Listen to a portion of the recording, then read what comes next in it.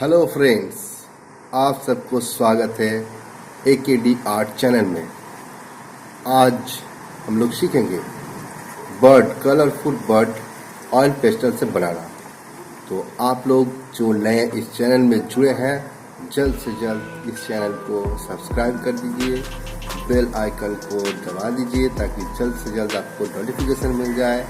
और इस चैनल को लाइक भी करिए, वीडियो को लाइक भी करिए, कमेंट्स भी करिए, ताकि आपका ये कमेंट्स लाइक मेरा इनकरेजमेंट हो, मेरा हौसला और बढ़े। तो चलिए शुरू करते हैं आज का ड्राइंग।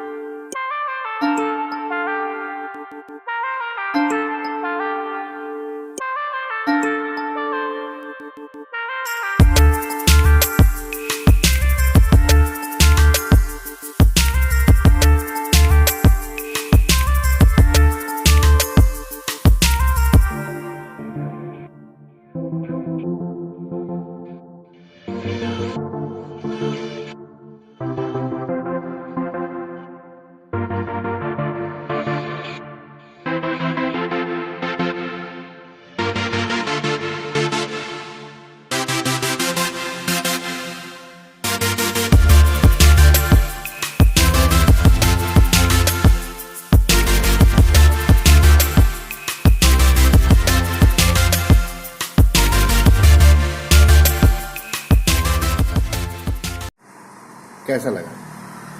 आशा करते हैं बहुत अच्छा लगा है।